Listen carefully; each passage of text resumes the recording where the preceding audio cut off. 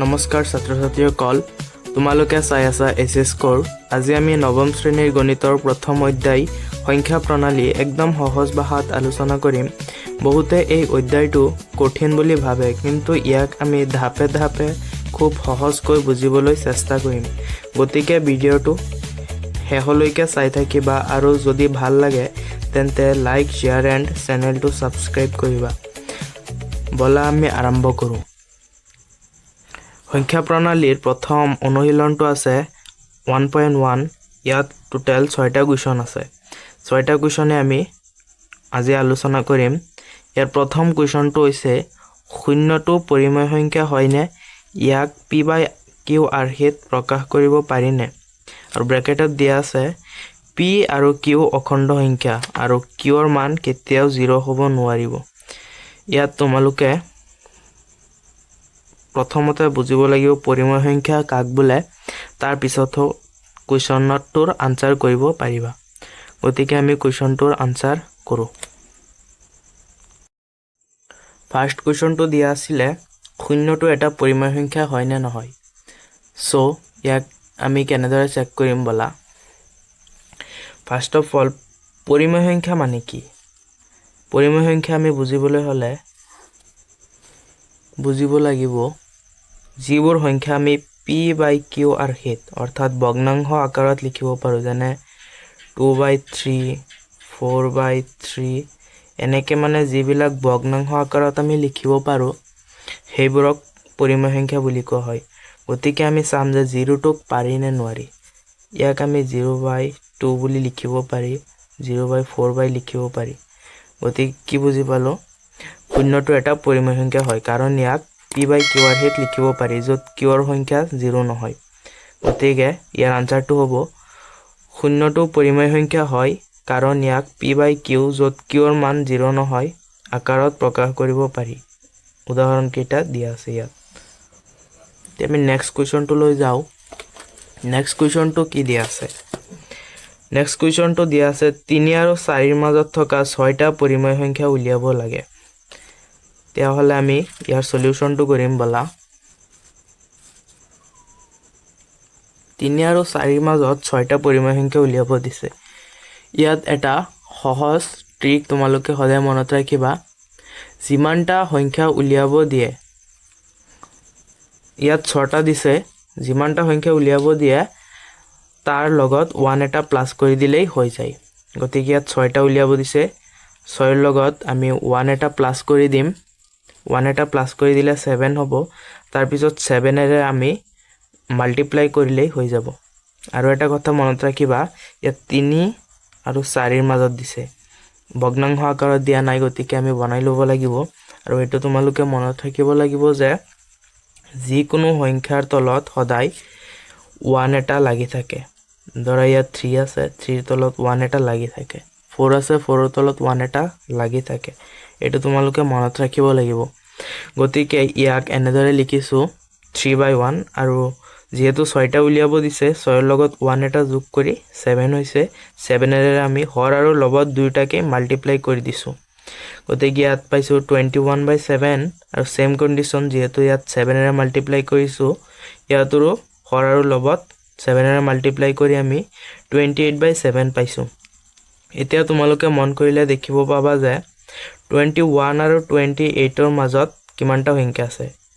6টা সংখ্যাই আছে। গতিকে 22/7, 23/7, 24/7, 25/7, 26/7, 27/7, 6টা পৰিমেয় সংখ্যা আৰামত ওলাই গ'ল। সহজ ট্ৰিকটো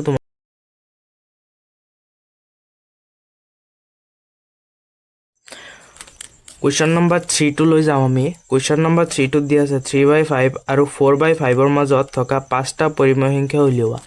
ইয়াৰ সলিউশ্যনটো আমি কৰিছোঁ।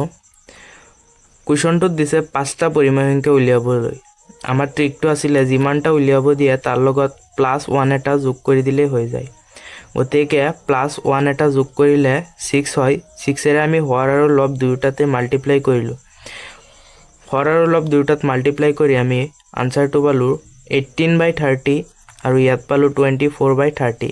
গতিকে 18 আৰু 24ৰ মাজত ঠিক 5টা পৰিমেয় সংখ্যা আছে আৰু সেইকেইটা হ'ল এইকেইটা ফাইনেল আনসাৰ আৰু ইয়াৰ ফাইনেল আনসাৰ এই 5টাই হ'ব আৰু ইয়াত মনত ৰাখিবলগীয়া বস্তুটোৱে হৈছে আমাক যিমানটা পৰিমেয় সংখ্যা উলিয়াব দিয়ে তাৰ লগত +1 এটা কৰি দি হৰ আৰু লব দুয়োটাকে সেম একে সংখ্যাৰে মাল্টিপ্লাই কৰি দিলেই হৈ যাব গতিকে ইয়াৰ ফাইনেল আনসাৰ এইটো আৰু আমি নেক্সট কুৱেশ্যনটো আছে কুৱেশ্যন নম্বৰ 4 কুৱেশ্যন নম্বৰ 4ত কি দি আছে তলৰ উক্তিসমূহ সঁচা নে মিছা লিখা উত্তৰসমূহৰ সমৰ্থনত যুক্তি উল্লেখ কৰিবা প্ৰথম কুৱেশ্যনটো দি আছে প্ৰতিটো স্বাভাৱিক সংখ্যাই এটা পূৰ্ণ সংখ্যা নেক্সটটো দি আছে প্ৰতিটো অখণ্ড সংখ্যাই এটা পূৰ্ণ সংখ্যা থাৰ্ডটো দি আছে প্ৰতিটো পৰিমেয় সংখ্যাই এটা পূৰ্ণ সংখ্যা এই কুৱেশ্যন কেইটা কৰাৰ আগতে আমি কিছুমান কথা জানি লোৱা অতি দৰকাৰ প্ৰথমটো হৈছে স্বাভাৱিক সংখ্যা মানে বুলিলে আমি কি বুজাও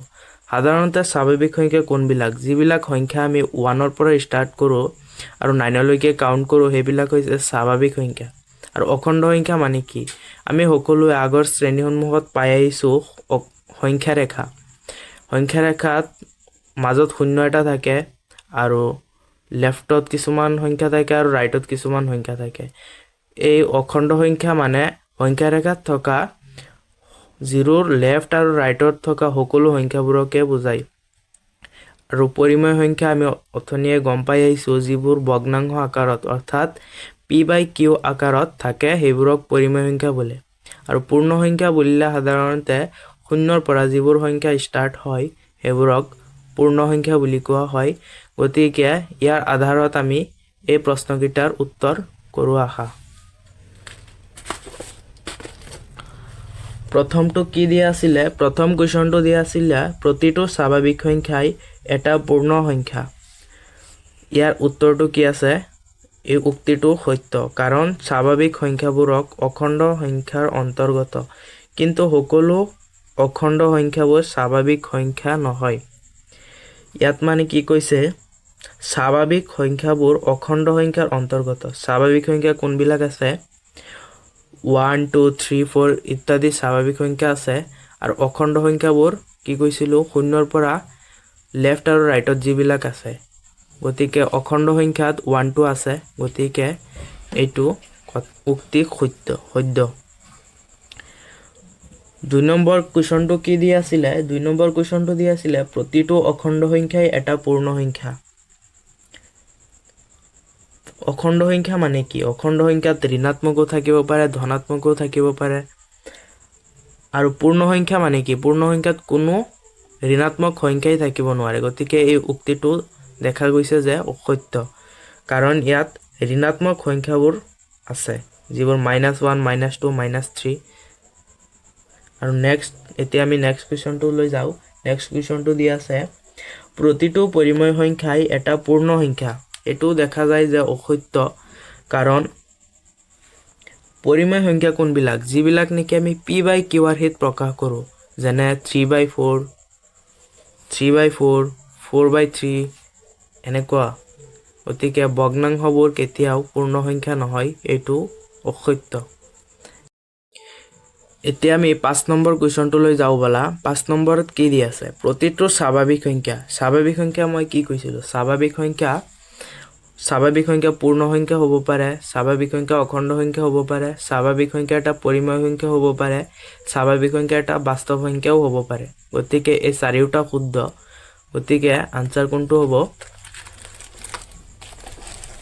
আনসাৰ হ'ব D2 D2ত কি আছে চাৰিওটা আছে আৰু নেক্সট কি আছে প্ৰতিটো পৰিমেয় সংখ্যা এটা স্বাভাৱিক সংখ্যা পৰিমেয় সংখ্যা কোনবিলাক কৈছিলো যিবিলাক নেকি p/q ৰ হিত প্ৰকাশ কৰিব পাৰি স্বাভাৱিক সংখ্যা p/q ৰ হিত প্ৰকাশ কৰিব পাৰি জানো নোৱাৰি নহয় পূৰ্ণ সংখ্যা নোৱাৰি অখণ্ড সংখ্যাত ঋণাত্মক সংখ্যাও আছে আৰু সকলো সংখ্যাৰ মিশ্ৰণ গতিকে নহয় এটা বাস্তৱ সংখ্যা আনসাৰ হ'ল D2 বাস্তৱ সংখ্যা গতিকে আজি এক্সাৰসাইজ 1.1 টো আমি সামৰিলো নেক্সট আমি এক্সাৰসাইজ 1.2 কৰিবলৈ চেষ্টা কৰিম আৰু যদি কিবা ডাউট থাকে কমেন্ট সেকশনত সুধিবলৈ ট্ৰাই কৰিবা তোমালোকে মইও চেষ্টা কৰিম ডাউট বিলাক পূৰণ কৰিবলৈ